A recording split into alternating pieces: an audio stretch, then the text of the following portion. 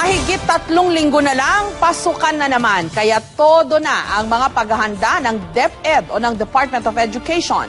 Partikular na tinututukan ngayon ang mga eskwelahang napinsala ng mga kalamidad gaya ng lindol at baha. Aminado naman ang DepEd na kulang pa rin ang mga teacher. Live mula sa Quezon City, may report si Dano Tingkungko. Dano? Jessica, bayanihan nga ang tema ng 2017 Brigada Eskwela na ilulunsad o magtatagal ng 1 linggo at ilulunsad 3 linggo bago ang pasukan sa June 5. Ilan lang sa mga tututukan ngayong Brigada Eskwela ang kaligtasan ng mga paaralan, ang structural integrity ng mga paaralan, lalo na yung mga tinamaan ng kalamidad, gayon din ang issue sa droga. Kabilang sa mga napuruhan sa magnitude 6 na lindol sa Batangas nitong Abril ang ilang mga paaralan sa Taal at Mabini. Lindol din ang naminsala sa ilang paaralan sa Surigao nitong Pebrero. Flash flood naman ang naging problema sa Cagayan de Oro noong Enero.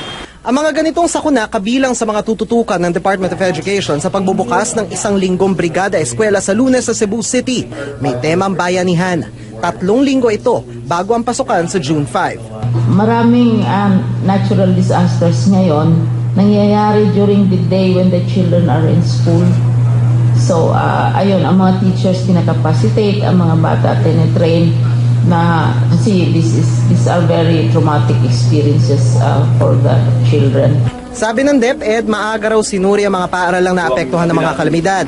Kung kukulangin, may mga temporary learning space na itatayo. Ito yung temporary classroom muna na magamit nila habang tinatayo yung o kinukumpuni yung mga nasirang silid-aralan. Kasama rin sa mga tututukan ng DepEd ang issue ng illegal na droga. Ang plano natin is mandatory testing ng mga children, ng ating teachers. Pero hindi yung sasabihin mo this school is drug-free because the assumption is that the schools are drug-free. What happens is these transactions happen outside of the schools. Very, sa labas ng schools yan or sa gate ng schools. Isa ring tampok sa Brigada Eskwela ang special registration para sa mga gustong lumahok sa Alternative Learning System o ALS. Target mahikayat ng DepEd na may 4 na milyong out-of-school youth. Pero aminado ang DepEd, malaki pa rin ang pangangailangan sa mga guro. Kaya nga raw nagbukas sila ng dagdag na 53,831 teaching positions. 20,000 nilalaan sa kinder, junior high, mahigit 30,000 na natira sa senior high school. Sa bilang na ito, may 40,000 plantilya na raw na napupunan at pinoproseso ng DepEd. Jessica, 2 linggo bago magpasukan or more or less last week of May daw ay iuulat ng DepEd ang estado ng kahandaan ng kanilang mga paaralan. Jessica? Biro mo, 50,000 ang kulang na mga teacher for this coming school year. Abay, may time pa ba para mapunan lahat ng posisyon na yan na kulang? Crucial siyempre yung mga guro, no? Sinong magtuturo sa mga bata kung kulang ang mga teacher?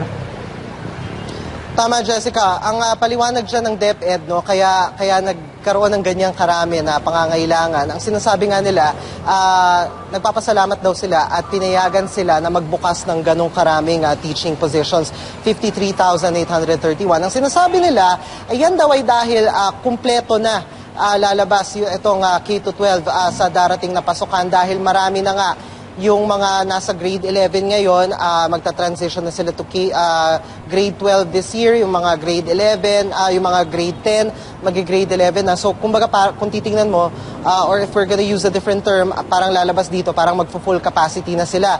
Ang sinasabi ng DepEd ngayon, out of that 53,831, nasa 40,000 na yung, kumbaga, napupunan na pero hindi pa talaga formalized dahil pinoproseso pa raw ng DepEd yung mga naturang applications. That's around 40,000 applications para sa mga naturang teaching position, Jessica. Eh yung mga classroom na lagi na lang din kulang tuwing papasok ang bagong school year, mga libro, yung mga silya.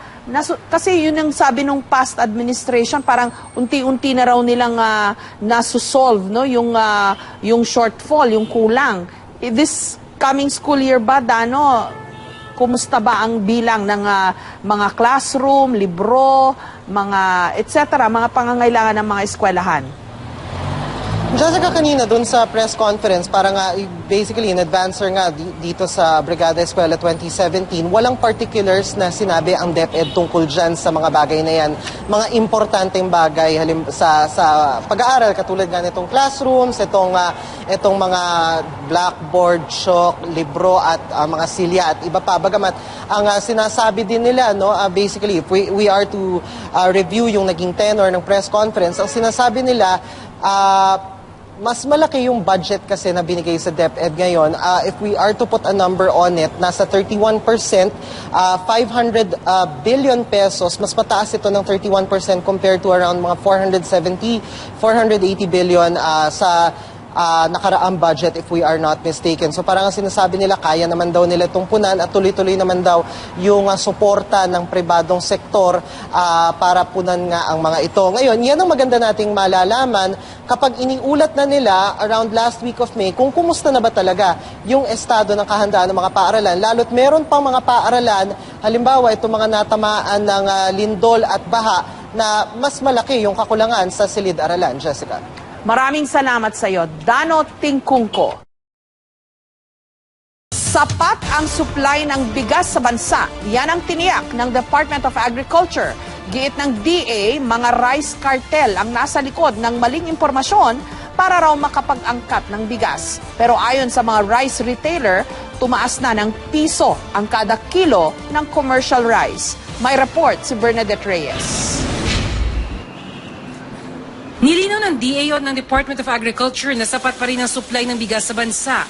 Yan ay matapos sabihin kahapon ng NFA o ng National Food Authority na baka magkulang ang supply sa buwan ng Hulyo hanggang Setyembre. Ang pinag-uusapan po ng NFA ay yung buffer stock nila na pwedeng pangsaksak sa merkado kapag tumaas yung presyo to stabilize the price. We would like to assure the Filipino people that there is enough supply right now. Sabi ni Agriculture Secretary Manny Piñol, mga rice cartel daw ang nagpapakalat ng maling impormasyon para i-pressure ang gobyerno nang sa gayon ay payagan ng mga pribadong kumpanya na mag-angkat ng bigas. Ginagamit po yan na dahilan ng mga negosyante para ibagsak yung presyo ng palay at sasabihin sa magsasaka, ay mura ngayon kasi may parating na imported. Dahil di umano sa pagmamanipula ng mga rice cartel sa presyo ng bigas, inirekomenda na ng kalihim kay Pangulong Duterte ang pagbuo ng Task Force Bigas. I will ask Secretary Medaldia to immediately operationalize Task Force Bigas para magawa po natin yung pag-inspeksyon ng mga warehouses and prevent hoarding of rice. May babala raw ang Pangulo sa kanila. Sabi ng Pangulo, huwag silang magkakamali na mag-hoard ng bigas. At ako mismo, I will use presidential powers to make sure that things will go back. Yung rice hoarding po, if I'm not mistaken, is part of economic sabotage. Sa ngayon, nanatili ang dagdag na piso sa kada kilo ng bigas. Ayon sa NFA, normal lang daw ang galaw na ito dahil tapos na ang anihan noong Marso. Pero ikinababahala ito ng ilang rice retailer dahil hindi naman daw pwedeng basta na lang sila magtaas ng presyo at baka mawalan sila ng mga suki. Bernadette Reyes, GMA News. Ipinangala ng Turtle Island sa Tawi-Tawi sa mga pawikan na doon nangingitlog at ngayon puspusan ang pagsisikap na protektahan ang mga ito. May report si Chino Gaston. Kasama mga tauhan ng Philippine Marines at Coast Guard, narating namin ang isla ng Baguan. Hindi madali ang paglalakbay dahil sa layo at panganib na dulot ng Abu Sayyaf Group sa karagatan. Gabi na nang marating namin ang isla para masaksihan ang kakaibang tanawin. Ang pawikang ito na tinatabunan ang kanyang mga itlog. Halos gabi-gabi pero lalong-lalo na tuwing tag-init, umaahon mula sa karagatan ang mga pawikan gaya nito para mangitlog dito sa Baguan Island na bahagi ng Turtle Islands Municipality. At ang likas na yaman na ito ay patuloy na sinisikap na maprotektahan di lamang ng gobyerno kundi maging ng mga environmentalist groups. Huhukay muna ang pawikan ng butas gamit ang kanyang flippers at kapag nailuwal na ang may 100 itlog, dahan-dahan niya itong tatabunan ng buhangin. Oras na mapisa ang mga itlog, unahan na ang maliliit na pawikan para marating ang dagat. Sa di pa malinaw na dahilan o paraan, sa isla kung saan sila ipinanganak, babalik para mangitlog ang mga ito. Kada 3 o 4 na taon, sinusukat ng mga warden ang lapad at haba ng bawat umaahong pawikan. Nilalagyan din ng tag na may serial number at tatak ng Pilipinas. Tinatagan po ang pawikan para alam na sa atin po yun. Sa sobrang laki at bigat, minsan kailangan tulungan ang mga pawikan makabalik ng dagat. Gaya ng isang ito na nabuhol ang leeg sa ugat ng mga puno. Mahigpit na pinagbabawal ng batas ang panghuhuli ng pawikan at pagkuha ng mga itlog dito. Pero malaking hamon ang paghihikayat sa mga taga rito na itigil ang pagkuha ng mga itlog para kainin o ibenta. Marami pong ibang efforts, katulad na po ng livelihood diversification para ma-alleviate ang pressure sa pawikan. Susi sa pangangalaga sa kalikasan dito ang mahigpit na pagbabantay ng mga sundalo at park wardens.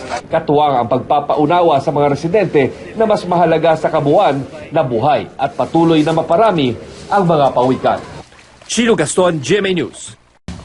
Inireklamo ang isang ahente ng PIDEA o ng Philippine Drug Enforcement Agency na nanutok ng baril at nanakit ng cashier sa Pagadian City. Sa Kidapawan City naman, pinerwisyo ng mga black bag ang mga residente. Yan at iba pang mga balita mula sa mga probinsya sa report ni Rida Reyes. Nagmamadali at halatang galit ang lalaking ito nang pumasok sa isang internet cafe sa Pagadian City nitong Martes. Dumiretso siya sa pwesto ng cashier at bumunot ng baril, saka itinutok sa biktimang kinilalang si Jonathan Roy Tibudan. Ang batang ito na kanina lang ay palakad-lakad, biglang yumakap sa armadong lalaki na tila umaawat. Pero nagawa pa rin lalaking suntukin sa dibdib at tagiliran si Tibudan. At bago tuluyang umalis, sinipa at pinagdudurupa ng lalaki ang napaupong biktima. Sa isang kuha ng CCTV footage, makikitang may isa pang lalaking sinapak sa likod ang suspect bago tuluyang umalis. Agad namang nagreklamo sa pulisya ang biktima at doon nakilala ang suspect na si Pedrito Suano Jr. na ahente pala ng PIDEA sa Zamboanga del Sur na nakabase sa Pagadian City. Ang ikinagagalit pala ng suspect ay ang madalas daw na pagpapaumaga ng kanyang batang anak sa internet cafe. Humingi na ng paumanhin ng suspect kay Tibudan, pero itutuloy pa rin daw ng biktima ang pagsasampa ng kaso. Wala pang pahayag ang suspect kaugnay sa naturang insidente. Sa Mountain Province, tanaw na tanaw mula sa kalsada sa bayan ng Bontoc ang naglalagablab na apoy sa bundok. Mabilis na kumalat ang apoy dahil sa napakainit na panahon. Nadamay sa naturang sunog ang malalaking pine trees. Sabi ng ilang saksi, posibleng sinadya raw sunugin ang lugar para muling tumubo ang damo para sa mga hayop. Perwisyo rin ang dulot ng mainit na panahon sa mga magsasaka sa Ilocos Norte. Ang mga talong na ito, nalanta at halos hindi na mapakikinabangan. Wala na rin daw kasing makuhan tubig sa sapa ang mga magsasaka, kaya napilitan na silang gumawa ng balon. Maraming sakahan na rin ang nakatiwangwang dahil sa kawalan ng patubig. Hindi playground ang malawak na lupang ito. Dati itong palaisdaan na ngayon hindi mapakinabangan dahil sa mainit na panahon. Natuyo na ang palaisdaan dahil hindi na makapasok ang tubig mula sa dagat. Wala tuloy kita ang mga may-ari ng fish pen, gayon din ang kanilang mga tauhan. Sa Kidapawan City, hindi mabilang na black bugs naman ang namirwisyo sa mga residente sa kalaliman ng gabi nitong Miyerkules. Ang harapan ng City Hall halos ukupahan na ng mga peste. Pati ang City Jail at mga poste ng ilaw sa kalsada binalot ng mga peste. Masangsang din ang amoy dahil sa mga napisang insekto. Kinaumagahan, kanya-kanyang walis naman sa mga namatay na black bugs. Ayon sa mga residente, lumalabas ang mga black bug tuwing kabilugan ng buwan. Rida Reyes, GMA News. Magsisimula na bukas ang SEABA o ang Southeast Asia Basketball Association Championships sa Araneta Coliseum. Nakataya rito ang pangarap ng Gilas Pilipinas na makapasok sa 2020 Tokyo Olympics. May report si Mark Zambrano. Ang mga bansang Myanmar, Singapore, Malaysia, Thailand, Vietnam at Indonesia ang mga balakid sa target ng Gilas Pilipinas National Team na umabot sa 2017 FIBA Asia Cup at sa 2019 FIBA World Cup qualifiers. Ang 2017 SEABA Championship kung saan host country ang Pilipinas ang magsisilbing main qualifier sa 2017 FIBA Asia Cup at 2019 FIBA World Cup qualifiers. When we chose them, the maximum age was 29. Reason being, we are preparing for the Olympics in 2020. That's the long-term goal. Kasama sa final Gilas Pilipinas roster ang mga veteranong sina Jason Castro, Junmar Fajardo, Japet Aguilar, Calvin Abueva, Terence Romeo, Troy Rosario at Andre Blatch. Dagdag pwersa naman ang mga national seniors team standouts na sina Raymond Almazan, Alain Maliksi, R.R. Pugoy, Giovanni Halalon at Matthew Wright. Sobrang halaga sa akin kasi bihira lang ang mapabilang sa national team. Tapos nasali pa ako, kaya sobrang blessed ako. It's for my mother's homeland. So, anytime I can play for the Philippines, I feel like I'm honoring that side of my family. Makakaharap ng gilas ang Myanmar sa Biyernes 7 p.m., Singapore sa May 13, Malaysia sa May 14, Thailand sa May 16, at Vietnam at Indonesia sa final 2 days ng kompetisyon. I know what it takes to win a championship. I know what everyone had to sacrifice or communication or do. It's pretty much there's no one person greater than the team. Mark Zambrano, GMA News.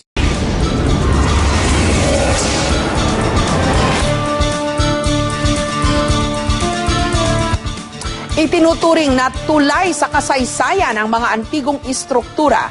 Sa Tayabas, Quezon, ang mga istrukturang ito literal na mga tulay na itinayo noon pang panahon ng mga Kastila. Pero ang mga lumang tulay ngayon nanganganib ng masira. Si Tina Panganiban Perez, on assignment. Malaking bahagi ng pagkakakilanlan ng lungsod ng Tayabas sa Quezon nakaangkla sa kanilang masaganang kalikasan at mayamang kasaysayan. Ang paboritong pagkain ng ilang Tayabasin, may kwento ring nakahain. Tikman ang ginataang hipon at suso na sinahugan ng tagabas o pako. Perfect partner ng ensaladang pako. Sa loob ng mahigit 150 taon, naging sentro ng komersyo, relihiyon at kapangyarihan ang lungsod ng Tayabas sa lalawigan ng Quezon. Patunay rito ang ilang lumang strukturang nagpapaalala sa ating nakaraan, kabilang na ang 11 tulay noong panahon pa ng mga Kastila at idineklarang National Cultural Treasure ng National Museum. Ang Puente de Malagonlong ang pinakamahabang lumang tulay sa bansa at pinakamataas naman sa Tayabas. Sinubukan din itong mapabilang sa UNESCO World Heritage Site pero nalagay sa alanganin dahil sa itinayong bagong tulay sa tabi nito. Dalawa sa mga tulay na idineklarang National Cultural Treasure ang napinsala ng road widening project ng Department of Public Works and Highways. Sa ilalim ng Puente de la Princesa, mababakas pa mga bitak na dulot ng proyekto. Sa tulong ng grupo ng ilang heritage advocate na dumulog sa lokal na pamahalaan, agad na naipatigil ang proyekto. There were coordinations made, but the scope of work was not described to us in details. It's only when the construction was already ongoing that we were alerted by some concerned citizen of the damages being done. Hindi rin nakaligtas sa isinagawang road widening ang Hibanga Bridge na nagdurugtong sa Tayabas at Sariaya. Bagamat ipinatigil na ang proyekto, hindi naman may tatago ang iniwang pinsala sa tulay. Sa paggalaw sa dalawang tulay, may mga nalabag daw na panuntunan. Kailangan makipag-coordinate, sumulat, at ipaalam na ang kanilang mga projects ay nai-involve na may character na heritage. If they did consultation, which was part of the internal order doon sa DPWH, di sana hindi nangyayari yung ganito. Paliwanag ng DPWH Region 4, hindi nila alam na ang mga nagalaw na tulay ay dineklarang National Cultural Treasure. Sinimulan daw ang road widening project dahil luma at mahina na ang mga tulay at para masolusyonan ang problema sa mabigat na traffic. Iniutos na rin daw ni Secretary Mark Villar na gumawa na lamang ng mga bypass road para mapangalagaan ang mga lumang tulay. With the modern technology, ngayon, pwedeng maayos naman yung tulay na yun. Of course, medyo nabawasan yung authenticity, and integrity of the bridge, Malaki rin ang naging papel ng mga residente at heritage advocates sa pagsagip sa mga tulay. Sa bawat adobe na ating sinisira, sa bawat bricks na ating tinatanggal sa kanyang original structures, anong klaseng heritage po yung ating ipapamana sa susunod na henerasyon? Ang mga lumang struktura nagsisilbing tulay sa ating nakalipas, kasalukuyan at hinaharap. Huwag sana nating hayaan na ang mga ito sa alaala at mga larawan na lang makita. Ako si Tina Panganiban Perez at ito ang aking assignment. Kapapasok lang pong balita, sa pilitan nang inilikas ang daan-daang mga residente sa tabing ilog sa Davao City. Nagbabadya kasing umapaw ang dalawang ilog sa lungsod dahil sa malakas na ulan. Kaninang alas 8 ng gabi, nasa 100 mga pamilya mula sa barangay Talomo proper ang nasa evacuation center na. Nasa 200 mga pamilya naman ang inilikas sa barangay Matina Crossing. Ang ulan sa Davao City ay dulot ng thunderstorm. Target ng Administrasyong Duterte na masimulan ngayong taon ang ilan sa mga proyektong infrastruktura na popondohan ng China. Ayon sa mga ulat, nangunguna na ang China sa listahan ng mga bansa na may pinakamalaking pautang sa Pilipinas. May report si Cedric Castillo. Sa susunod na mga buwan, 2 tulay sa ibabaw ng Ilog Pasig ang sisimulan ng itayo na magkokonekta sa Intramuros at sa Binondo sa Maynila. Gayon din papasok at palabas sa isang commercial complex sa Makati. Ayon ito sa Department of Finance at Department of Budget and Management. China ang magpopondo sa 2 proyektong ito. For each project, we have already set out the timelines. Also, we have discussed with the Secretary of the Budget that the budgets for these projects will be multi-year so that they will be continuing. Matapos ang state visit ni Pangulong Duterte sa China noong Oktubre 2016, ipinagmalaki ng administrasyon ang $24 billion o katumbas ng mahigit 1 trilyong pisong grant, loans at private investments na ipinangako ng China. Ang mga tulay sa Maynila at Makati ay kabilang sa mga proyekto sa plano raw na Golden Age of Infrastructure ng administrasyon. Ilan ba sa mga ito kukunin ang pondo sa pledge ng China? Nito lamang Marso, isang mataas opisyal ng China ang nakapulong ng Pangulo para sa planong Davao City Expressway at mga tulay na magkokonekta sa Panay, Guimaras at Negros. Sa ilalim ng Aquino administration, halos naglaho ang ugnayang pang-ekonomiya ng China at Pilipinas. Sa Arroyo administration naman, nabahira ng korupsyon ang ilang proyekto sa pagitan ng dalawang bansa, gaya ng NBN-ZTE National Broadband at North Luzon Rail Projects. Kumpiyansa ang Duterte Economic Team na hindi ito mangyayari sa kasalukuyang administrasyon. It's not the money of the government. It's the money of the Chinese taxpayers. We owe it to them to conduct our projects with total transparency and total honesty as ordered by President Rudy Duterte. Sa report na inilabas ng Philippine Center for Investigative Journalism o PCIJ, lumalabas na nasa Bicol Region ang pinakamaraming proyekto na posibleng mapondohan ng China. Ayon pa sa ulat, bago mahalal si Pangulong Duterte, 16 lamang ang China sa laki ng pautang sa Pilipinas. Pero ngayon, posibleng tumalon sa unang pwesto ang China at maungusan ang Japan. Pangamba ng isang ekonomista, nagbago man ang economic partner ng Pilipinas, baka raw magtuloy-tuloy lang ang anyay pangit na track record natin pagdating sa grants at loans. Procurement laws have not changed. No, the only thing that has changed now is that we have a very unorthodox administration. If they continue the old policy that they were following with the U.S., no, we end up with the same. No, before it was the U.S. dollar, now it will be the Chinese yuan. Cedric Castillo, GMA News.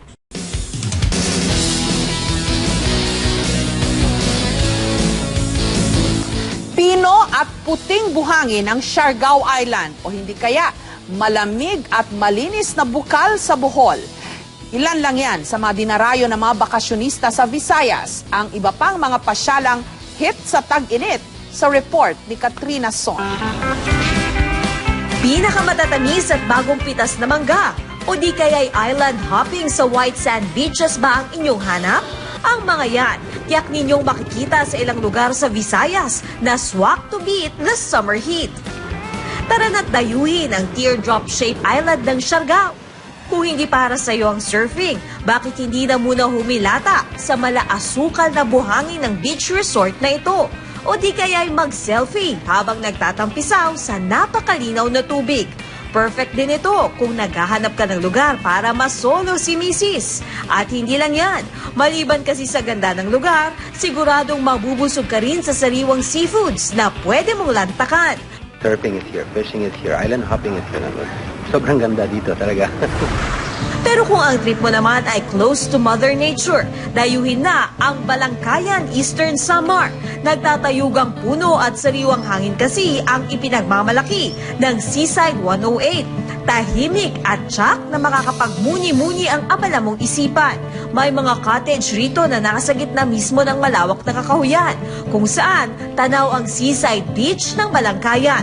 Ang entrance fee, libre. Hep-hep, hindi lang yan. Para naman sa mga mahilig sa mga hayop, dito pa rin sa bayan ng Balangkayan matatagpuan ang pinakabagong Marine Eco Park at pwede ring subukan makilangoy sa mga isdang makikita sa dagat.